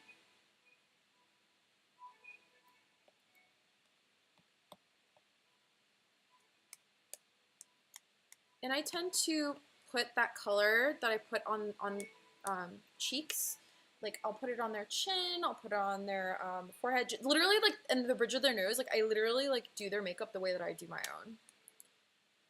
Yay, thank you for the compliment. Yeah, I'm feeling pretty good about it. Again, I feel like I don't draw Princess Tiana enough, and I think that that's a real shame. Like she needs to be drawn more. She's a fantastic character, and I love her. So all I'm doing is I'm just adding, like I said, like I try to draw my characters the same way I do my makeup. Just try to give them the same sort of highlight and love that I give my own face, without losing sort of the tone and the integrity of her face. No, I lost some of the lips. So actually with the lips, we're gonna lighten them just a little bit right in the center.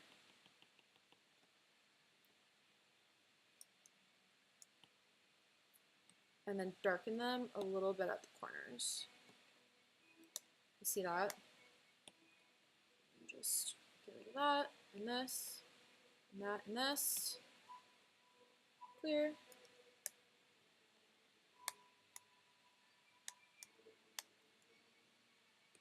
Pick that color up and do it along the nose, eyebrow.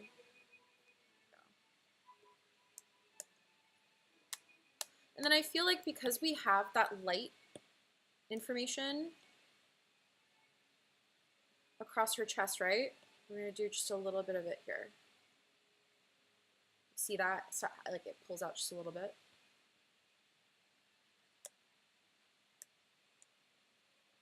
Yay. So I think we are just about done. I hope this was really helpful. I hope it was interesting and that you guys learned something. I think the hardest thing to do when it comes to drawing is starting and going until you are done. As you guys saw me struggle with it, I was like, oh, I'm so sick of it. But if you just push through and finish it, it really just makes it work, it makes it pop, and just making sure that you're doing all of your problem solving way, way long before you get into the inking stage and the coloring stage. You are going to save yourself a lot of time and a lot of sanity if you just do all of your sketches, do your thumbnailing long, long, long before, plan everything out, and then you move on to finishing. So yeah, I love you guys. I hope you're all doing well. Thank you so much for everybody that has watched, that is continuing to watch, that has been so patient through like the last 2 hours. Oh my gosh, I just went like this. This is for 2 hours. And I'm going to be doing this every Monday. And if you ever miss me on a Monday, you can find me on the archives down below and also on YouTube. So yeah, love you guys. Bye.